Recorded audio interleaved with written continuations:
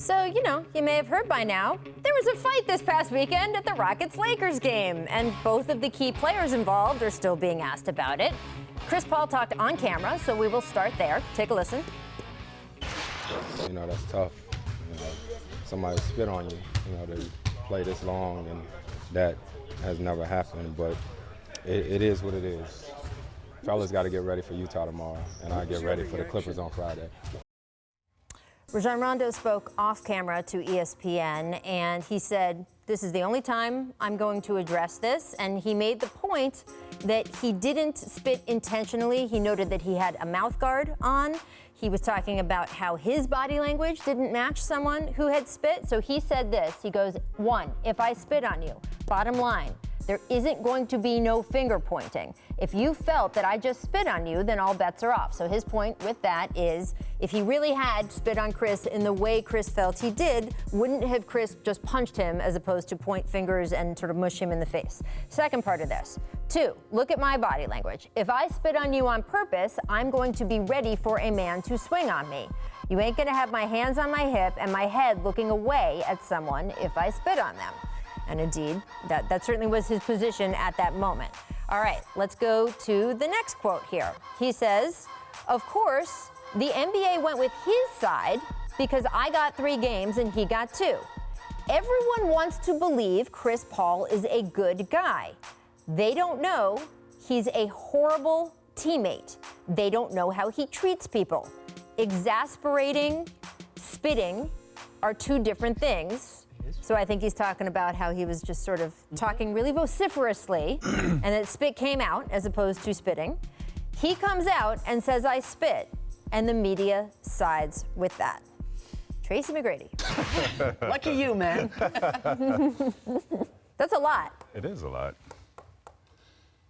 I don't know what to believe. I mean, the video I saw shows spit coming out of his mouth. Whether he did that intentionally, I don't know. But to back him up, yes, if he did spit on him, he didn't brace himself for defense like there was a retaliation coming from Chris Paul. He was just standing there. Mm-hmm. So I don't know, guys. I really don't know. But if you're the league, you look at video and there's spit. I mean, that's just all there is to it. Yes. It's got nothing to do with the media siding with Chris Paul over Rajon Rondo. The interesting comments, the horrible teammate comments, are very interesting. And he played with the Clippers, played for Doc Rivers. I think Rondo's still very close with a lot of those guys. Paul Pierce was on that team. Glenn Davis was around for a while. So this feels a little bit like an inside job in terms of what went on with the Clippers, and we know that was an unhappy ending. But that's a bit of a low blow. That was, low or not. I mean, it was a very harsh accusation, right? So. I mean, but we've heard that before. Yes, we've heard it when he not was in with the that Clippers. That's because his language he's very authentic and blunt in what he says. Other guys don't want to really come out and say it the way he said, but that's what they meant. So we've heard this before. Yeah. This is nothing new. Chris Paul's a very demanding teammate. Yeah, you know that, very exacting demanding teammate. And Rondo is the classic agitator. I covered this dude for many, many years.